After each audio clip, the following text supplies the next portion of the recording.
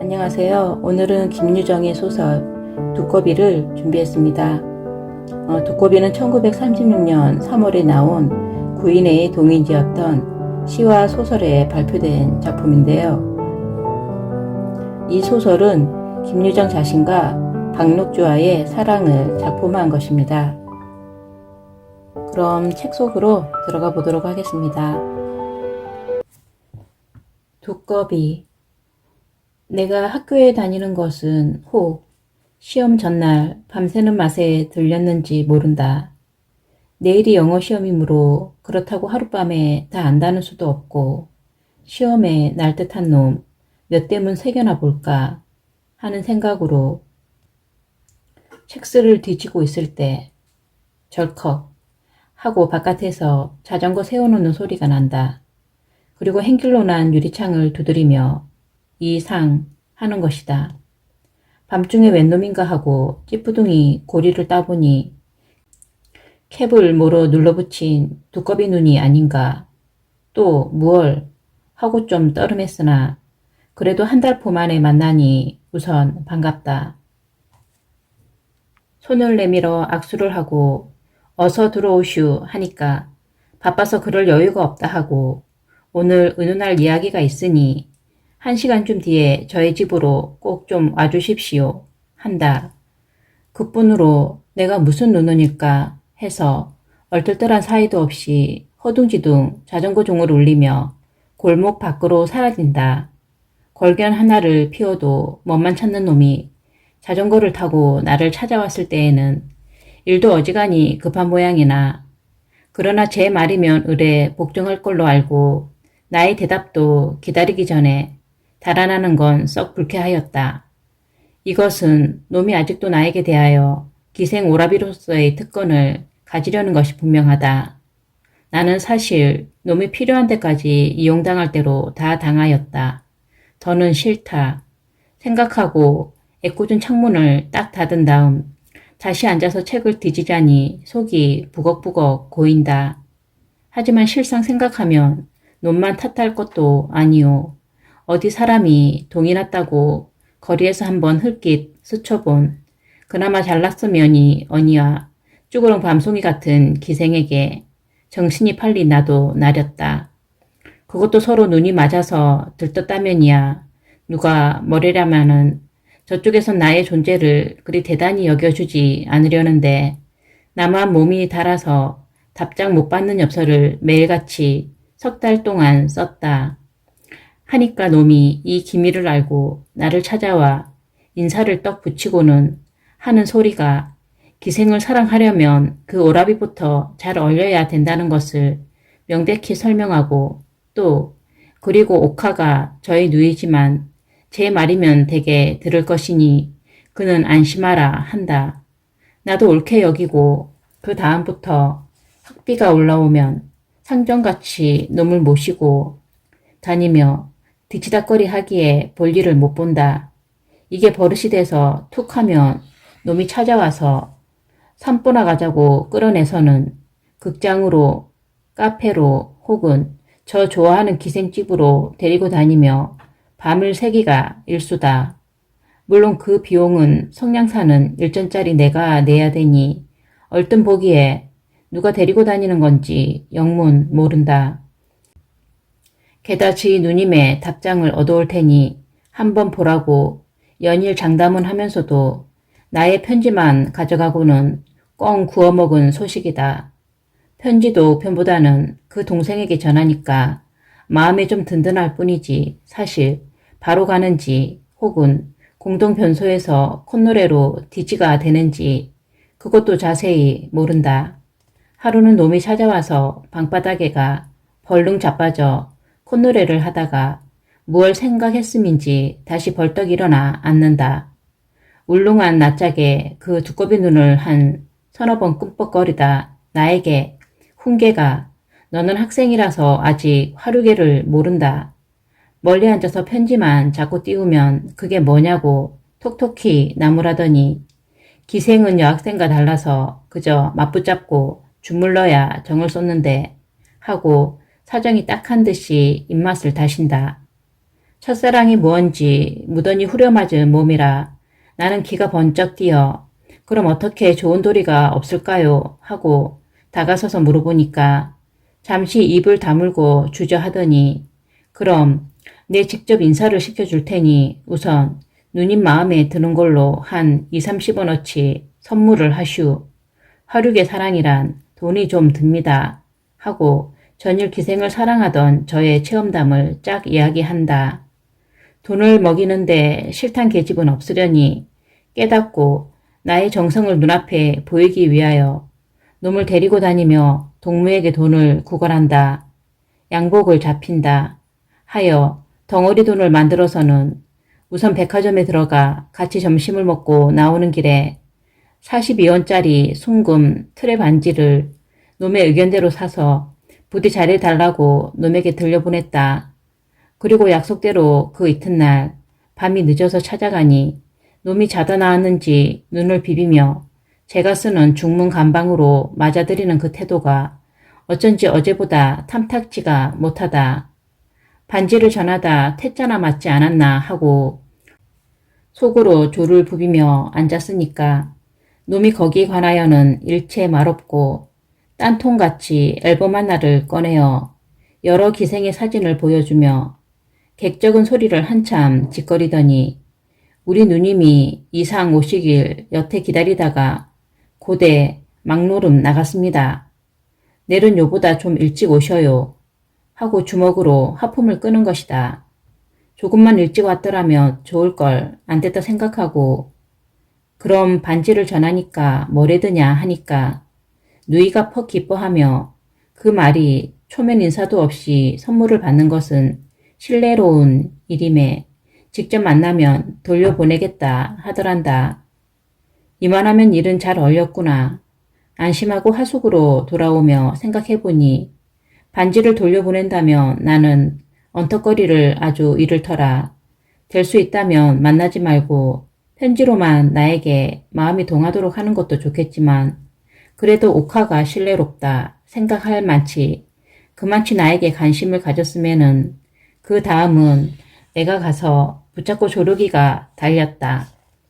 궁리한 것도 무리는 아닐 것이다마는 그 다음날 약 1시간을 일찍 찾아가니 놈은 여전히 귀찮은 하품을 터뜨리며 좀 더 일찍이 오라 하고 그 다음날 찾아가니 역시 좀 더 일찍이 오라 하고 이렇게 연나흘을 했을 때에는 놈이 갠슬에 제가 고를 내가지고 불안스럽게 굴무로 내 자신 너무 우습게 대접을 받는 것도 같고 안이 꾸어서 망할 자식 이젠 너와 안 놀겠다 결심하고 불이 나게 하숙으로 돌아와 이불 전에 눈물을 씻으며 지내온 지 달포나 된 오늘날 의논이 무슨 의논일까. 시험은 급하고 과정 낙제나 면할까 하며 눈을 까디집고 뒤지자니 그렇게 똑똑하던 글자가 어느덧 먹줄로 변하니 글렀고 게다 아련히 나타나는 옥화의 얼굴을 보면 볼수록 속만 탈 뿐이다. 몇 번 고개를 흔들어 정신을 바로잡아 가지고 들여다보나 아무 효과가 없으면은 이건 공부가 아니라 생각하고 한 구석으로 책을 내던진 뒤 일어서서 들창을 열어놓고 개운한 공기를 마셔본다. 저 건너 서양집 위층에서는 붉은 빛이 흘러나오고 어디선지 울려드는 가냘픈 육자배기. 그러자 문득 생각나느니 계집이란 때 없이 잘 느끼는 동물이다. 어쩌면 옥화가 그동안 매일같이 띄운 나의 편지에 정이 돌아서 한번 만나고자 불렀는지 모르고 혹은 놈이 나에게 끼친 신뢰를 깨닫고 전일의 약속을 이행하고자 오랬는지도 모른다. 하여튼 양당 간에 1시간 후라고 시간까지 지정하고 갔을 때는 되도록 나에게 좋은 기회를 주려는 게 틀림이 없고 이렇게 내가 옥화를 얻는다면 학교쯤은 내일 집어치워도 좋다 생각하고 외투와 더불어 허릉허릉 거리로 나선다.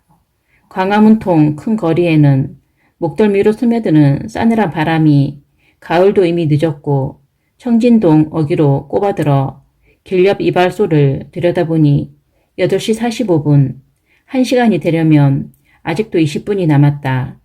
전봇대에 기대어 벌련 하나를 피우고 나서 그래도 시간이 남음에 군밤 몇 개를 사서 들고는 2분에 하나씩 씹기로 하고 서성거리자니 대체 오늘 일이 화해가 어떻게 되려는가. 성화도 나고 계집에게 첫인사를 하는데 뭐라 해야 좋을는지. 그러나 저에게 대한 내 열정의 총량만 보여주면 고만이니까 만일 내가 나와 살아준다면 그리고 내가 원한다면 내 너를 등에 업고 백리를 가겠다. 이렇게 다짐을 두면 그뿐일 듯도 싶다. 그 외에는 아버지가 보내주는 흙 묻은 돈으로 근근히 공부하는 나에게 별 도리가 없고 이런 때 아버지가 돈 한 뭉텅이 소포로 붙여줄 수 있으면 하고 한탄이 절로 날 때 국수집 시계가 늙은 소리로 9시를 올린다. 지금쯤은 가도 되려니 하고 옆 골목으로 들어섰으나 옥화의 집 대문 앞에 딱 발을 멈출 때에는 까닭없이 가슴이 두근거리고 그것도 좋으련만 목청을 가다듬어 두꺼비의 이름을 불러도 대답은 어디 갔는지 안채에서 계집 사내가 영문 모를 소리로 악장만 칠 뿐이고 그대로 난장판이다. 이게 웬일일까 얼뚤하여 떨리는 음성으로 두서너 번 불러보니 그제야 문이 삐걱 열리고 뚱뚱한 안잠재기가 나를 쳐다보고 누구를 찾느냐 하기에 두꺼비를 보러 왔다 하니까 뾰족한 입으로 중문 간방을 가리키며 행주치마로 코를 쓱 씻는 양이 귀찮다는 표정이다. 전일 같으면 내가 저에게 편지를 전해달라고 폐를 끼치는 일이 한두 번 아니라서 저를 만나면 담뱃값으로 몇 푼씩 집어주므로 또 나를 늘 반기는 터이련만 왜 이리 기색이 틀렸는가. 오늘 밤 일도 아마 헛물켜나 보다. 그러나 우선 툇마루로 올라서서 방문을 쓱 열어보니 서로 잣다 치더라도 그 소란통에 놀라 깨기도 했으련만 두꺼비가 마치 떡매로 얻어맞은 놈처럼 방 한복판에 푹 엎으러져 고개 하나 들 줄 모른다. 사람은 불러놓고 이게 무슨 경우인가 싶어서 눈살을 찌푸리다가 강형 어디 편찮으슈? 하고 좋은 목소리로 그 어깨를 흔들어 보아도 눈 하나 뜰 줄 모르니 이놈은 참 암만 해도 알 수 없는 인물이다. 혹 내 일을 잘되게 돌보아 주다가 집안에 분란이 일고 그 끝에 이렇게 되지는 않았나 생각하면 못할 바도 아니려니와 그렇다 하더라도 두꺼비 등 뒤에 똑같은 모양으로 엎으러졌는 채선이의 꼴을 보면 어떻게 추측해 볼 길이 없다. 누님이 수양딸로 사다가 가물을 가르치며 부려먹는다던 이 채선이가 자정도 되기 전에 제법 방바닥에 엎드러졌을 리도 없겠고 더구나 처음에는 몰랐던 것이나 두 사람의 입코에서 멀건 콧물과 개거품이 뺨 밑으로 검 흐르는 걸 본다면 웬만한 장난은 아닐 듯 싶다. 머리끝이 쭈뼛하도록 나는 겁을 집어먹고 이 머리를 흔들어보고 저 머리를 흔들어보고 이렇게 눈이 둥그레졌을 때 벼랑간 미닫이가 딱 하더니 필연 옥화의 어머니니라 얼굴 강총한 늙은이가 표독스리 들어온다. 그 옆에 장승같이 섰는 나에게는 시선도 돌리려지 않고 두꺼비 앞에가 팔싹 앉아서는 도끼눈을 뜨고 대뜸 들고 들어온 장죽통으로 그 머리를 후려 갈기니 팡 하고 그 소리에 내 등이 선뜩하다. 배지가 터져 죽을 이 망할 자식. 집안을 이렇게 망해놓으니 죽을 테면 죽어라. 어서 죽어 이 자식. 이렇게 독살에 숨이 차도록 두 손으로 그 등어리를 대고 꼬집어 뜯더니 그래도 꼼짝 않는 데는 할 수 없는지 결국 이 자식 너 잡아먹고 나 죽는다 하고 목청이 찢어지게 발악을 치며 기퉁배기를 물어 뜯고자 매섭게 덤벼든다. 그러나 옆에 섰는 나도 덤벼들어 뜯어 말리지 않을 수 없고 늙은이의 근력도 얕볼 게 아니라고 비로소 깨달았을 만치 이걸 붙잡고 한참 신갱이를 할 쯤 그 자식 죽여버리지 그냥 둬? 하고 천둥 같은 호령을 하며 이번에는 늙은 마가목이 마치 저와 같이 생긴 투박한 장작개비 하나를 들고 신발째 방으로 뛰어든다. 그 서두르는 폼이 가만두면 사람 넉넉히 잡아놓을 듯하므로 이런 때는 어머니가 말리는 법인지는 모르나 내가 고대 붙들고 힐난을 하던 안 늙은이가 기겁을 하여 일어나서는 영감 참으슈, 영감 참으슈 연신 이렇게 달래며 허겁지겁 밖으로 끌고 나가기에 조이 꼴도 빠진다. 마감옥은 끌리는 대로 중문 안으로 들어가며 벌써 7째 이래놓지 않았니? 이 주리를 틀자식 하고 시큰벌떡 하더니 안대청에서 뭐라고 주책 없이 재걸거리며 발을 구르며 이렇게 집안을 떠엎는다. 가만히 눈치를 살펴보니 내가 오기 전에도 몇 번이건 북새가 있는 듯 싶고 암만 해도 내 자신이 hil없이 도깨비에게 홀린 듯 싶어서 손을 꽂고 멀뚱히 손노라니까 빼꼼히 열린 미닫이 틈으로 살집 좋고 허여멀건 안잠재기 얼굴이 넘실거린다. 대관절 웬 속셈인지 좀 알고자 미닫이를 열고는 그 어깨를 넌지시 꾹 찍어가지고 대문 밖으로 나와서 이게 어떻게 되는 일이냐고 물으니 이 망할 게 콧등만 찌끗할 뿐으로 전 흥미가 없단 듯이 고개를 돌려버리는 게 아닌가. 몇 번 물어도 입이 잘 안 떨어지므로 등을 두덕여 주며 그 입에다 관련 하나 피어 물리지 않을 순 없고 그제서야 녀석이 죽는다고 독약을 먹었지 뭘 그러슈 하고 퉁명스리 봉을 떼자 나는 넌덕스러운 그의 소행을 아는지라 왜 하고 성급히 그 뒤를 채우쳤다. 잠시 입을 삐죽이 내밀고 세상 다 더럽단 듯이 삐죽거리더니 은근히 하는 말이 두꺼비 놈이 제 수양 조카딸을 어느 틈엔가 꿰차고 돌아치므로 옥화가 이것을 알고는 눈에 쌍심지가 올라서 망할 자식 나가 빌어나 먹으라고 방추로 두들겨 내쫓았으니 둘이 못 살면 차라리 죽는다고 저렇게 약을 먹은 것이라 하고 에이 자식도 어디 없어서 그래 수양 조카딸을 하기에 이왕 그런 걸 어떡하우 그대로 결혼이나 시켜주지 하니까 그게 무슨 말씀이유 하고 바로 제일같이 벌쩍 뛰더니 최선희 년이 몸뚱이가 이제 앞으로 몇천 원이 될지 몇만 원이 될지 모르는 금덩이 같은 계집인데 원 하고 넉살을 부리다가 잠깐 침으로 목을 축이고 나서 그러고 또 7째야요. 모처럼 수양딸로 데려오면 놈이 깨깨로 주물러서 버려놓고 하기를 이렇게 7 하고 내 코 밑에다 두 손을 들이대고 똑똑히 7 손가락을 펴 베는 것이다. 그럼 무슨 약을 먹었느냐 물으니까 그건 확실히 모르겠다 하고 아까 힝하게 자전거를 타고 나가더니 아마 어디서 약을 사가지고 와 둘이 얼러먹고서 저렇게 자빠진 듯 하다고. 그러나 내가 저게 정말 죽지는 않을까 겁을 집어먹고 사람의 수액이란 알 수 없는데 하니까 머리요 먹긴 좀 먹은 듯 하나 그러나 원체 알깍쟁이가 돼서 죽지 않을 만큼 먹었을 테니까 염려 없어요 하고 아닌 밤중에 두들겨 깨워서 우동을 사오너라 호떡을 사오너라 하고 펄쩍나게 부려는 먹고 쓴 담배 하나 먹어보라는 법 없는 조녀석이라고 오랄지게 욕을 퍼붓는다. 나는 모두가 꿈을 보는 것 같고 어리깡대 같은 자신을 깨달았을 때 어처구니가 없어서 벙벙이 섰다가 선생님 누굴 만나러 오셨수? 하고 대견이 묻기에 나도 펴놓고 옥화를 좀 만나볼까 해서 왔다니까 하고 콧등으로 한번 웃더니 저희끼리 붙어먹은 그거 말씀이요?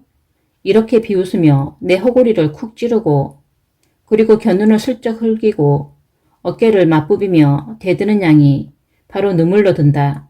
사람이 볼까봐 내가 창피해서 쓰레기 통째로 물러서니까 저도 무색한지 시무룩하여 노래만 보다가 다시 내 옆으로 다가서서는 제 뺨따기를 손으로 잡아다녀 보이며 이래봬도 이팔 청춘에 한창 핀 살집이야요 하고 또 넉살을 부리다가 거기에 아무 대답도 없음에 이 망할 것이 내 엉덩이를 꼬집어 제 얼굴이 뭐가 옥한년만 못하냐고 은근히 후딱이며 대든다.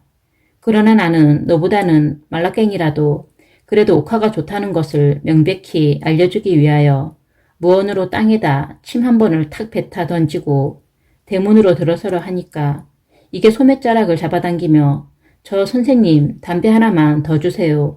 형이 가셔서 갑제로 내주고 방에 들어와 보니 아까와 그 풍경이 조금도 다름없고 안에서는 여전히 동이 깨지는 소리로 개걸개걸 떠들어댄다.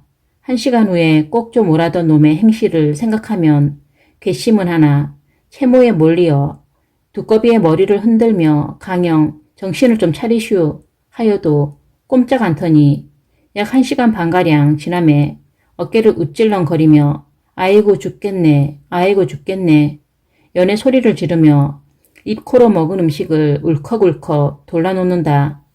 이놈이 먹기는 좀 먹었구나 생각하고 등허리를 두드려주고 있노라니 얼마 뒤에는 윗목에서 채선이가 마저 똑같은 신음소리로 똑같이 돌르고 있는 것이 아닌가.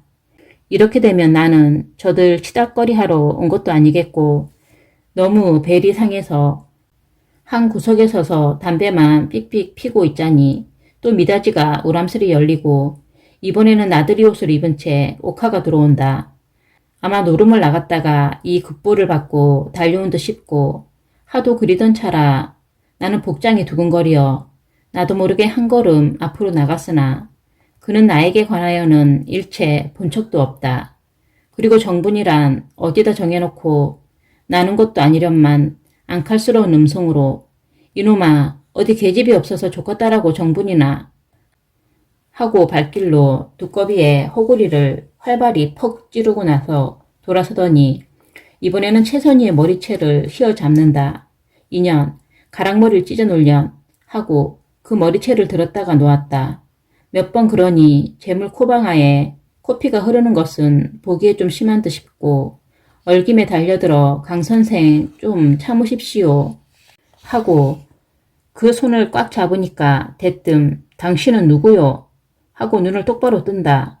뭐라 대답해야 좋을지 잠시 어리둥절하다가 이내 제가 이경읍니다 하고 나의 정체를 밝히니까 그는 단 한마디로 저리 비키우 당신은 참석할 자리가 아니요 하고 내 손을 털고 눈을 흘기는 그 모양이 반지를 받고 신뢰롭다 생각한 사람커녕 정성스레 띄운 나의 편지도 제법 똑바로 읽어준 사람이 아니다. 나는 그만 가슴이 섬찟하여 뒤로 넋없이 바라만 보며 따는 돈이 중하구나 깨닫고 금덩어리 같은 몸뚱이를 망쳐놓은 채선이가 저렇게까지도 밀 것도 같으나 그러나 그 큰 이유는 그 다음 1년이 썩 지난 뒤에야 안 거지만 어느 날 신문에 옥화의 자살 미수의 보도가 났고 그 까닭은 실연이라 해서 보기 숭글숭글한 기사였다마는 속사를 가만히 들여다보면 그렇게 간단한 실연이 아니었고 어떤 부자놈과 배가 맞아서 한창 세월이 좋을 때 이놈이 그만 트림을 하고 버듬이 나둥그러짐으로 계집이 나는 너와 못 살면 죽는다고 엄포로 약을 먹고 다시 물어들인 풍파이었던 바 그때 내가 병원으로 문병을 가보니 독약을 먹었는지 보제를 먹었는지 분간을 못하도록 깨끗한 침대에 누워 발장단으로 담배를 피우는 그 손등에 살해 윤택이 반드러 하였다. 그렇게 최후의 비상수단으로 써먹는 그 신성한 비결을 이런 누추한 행랑방에서 함부로 내굴리는 최선희의 소위를 생각하면 콧방아는 말고 빨고 있던 관련불로 그 등허리를 지진 그것도 무리는 아닐 것이다. 그렇다 하더라도 자정이 썩 지나서 얼마치나 속이 뽑기는지는 모르나 최선희가 앞가슴을 두 손으로 재뜯으며 입으로 피를 돌리매 옥화는 허둥지둥 신발채 드나들며 일변 저의 부모를 부른다. 어멈을 시키어 인력거를 부른다. 이렇게 눈코 뜰 새 없이 들몰아서는 온 집안 식구가 병원으로 달려가기에 바빴다. 그나마 참내 못 가는 두꺼비는 빈방에서 개밥의 도토리로 끙끙거리고 그 꼴을 봐하니 가여운 생각이 안 나는 것도 아니나 그러자 그 집에서는 개되지만도 못하게 여기는 이놈이 제 말이면 누이가 끔뻑한다고 속인 것을 생각하면 곧 분하고 나는 내 분에 못 이겨 속으로 개자식 그렇게 속인담 하고 손등으로 눈물을 지우고 손노라니까 여지껏 말 한마디 없던 이놈이 고개를 쓱 들더니 이상 의사 좀 불러주슈 하고 슬픈 낯을 하는 것이다.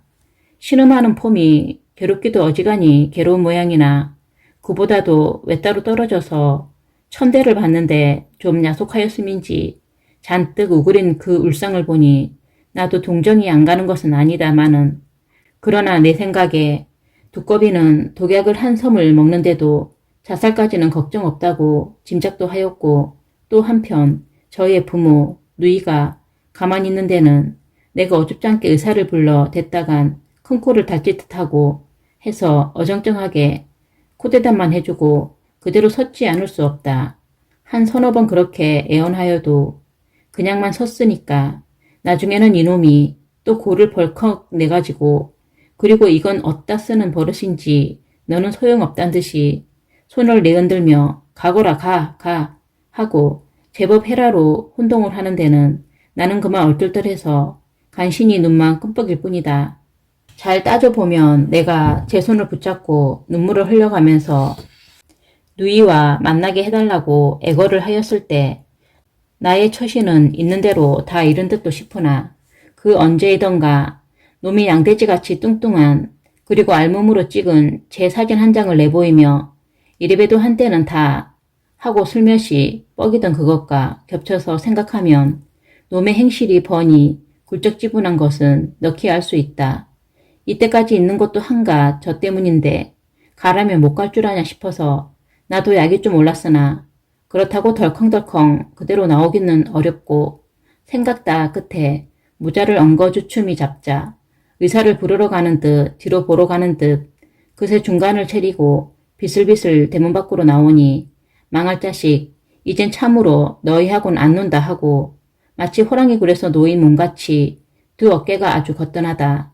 밤늦은 거리에 인적은 벌써 끊겼고 쓸쓸한 골목을 휘몰아 황급히 나오려 할 때 옆으로 뚫린 다른 골목에서 기껍지 않게 선생님 하고 걸음을 방해한다. 주무시고 가지 벌써 가슈 하고 엇먹는 거기에는 대답 않고 어떻게 됐느냐고 물으니까 뭘 호강이지 객관년이 그렇지 않으면 병원에 가보 하고 내던지는 소리를 하더니 시방 약을 먹이고 물을 집어넣고 이렇게 법석들이라 하고 저는 집을 보러 가는 길인데 우리 빈집이나 같이 갑시다 하고 망할게 내 팔을 잡아 끄는 것이다. 내가 모조리 처신을 잃었나 생각하며 재물에 화가 나서 그 손을 휙 부리치니 이게 재밌단 듯이 한번 방긋 웃고 그러나 팔꿈치로 나의 허구리를 쿡 찌르고 나서 사람 팔세 이렇게 하는 게 아니라고 괜스레 성을 내며 토라진다. 그래도 제가 아쉬운지 슬쩍 능치어 허리춤에서 아까 내준 담배를 꺼내어 제 입으로 한 개를 피워주고는 그리고 그 잔소리가 선생님을 뚝 꺾어서 당신이라 부르며 옥화가 당신을 좋아할지라우 발세에 끼인 때만도 못하게 여겨요 하고 나의 비위를 긁어놓고 나서 편지나 잘 받아봤으면 좋지만 그것도 체부가 가져오는 대로 무슨 편지고 간 두꺼비가 먼저 받아보고는 치우고 하는 것인데 왜 정신을 못 차리고 이리 병신짓이냐고 입을 내대고 분명히 빈정거린다. 그렇다 치면 내가 입대 옥화에게 한 것이 아니라 결국은 두꺼비한테 사랑 편지를 썼구나 하고 비로소 깨달으니 아무것도 더 듣고 싶지 않아서 발길을 돌리려니까 이게 꽉 붙잡고 내 손에 끼인 없던 권련을 쑥 뽑아 제 입으로 가져가며 언제 한번 찾아갈 테니 노하지 않을 테냐 묻는 것이다. 저분이 구는 것이 너무 성이 가셔서 대답 대신 주머니에 남았던 돈 30전을 꺼내주며 담배값이나 하라니까 또 고를 발끝 내더니 돈을 도로 내 양복 주머니에 짓들이고 다시 조련질을 하기 시작한 것이 아닌가. 에이 그럼 맘대로 해라 싶어서 그럼 꼭 한번 네 기다리리다 하고 좋도록 떼놓은 다음 골목 밖으로 불이 나게 나와보니 목록집 시계는 한 점이 훨씬 넘었다. 나는 얼빠진 등신처럼 정신없이 내려오다가 그러자 선뜻 잡히는 생각이 기생이 늙으면 갈 데가 없을 것이다.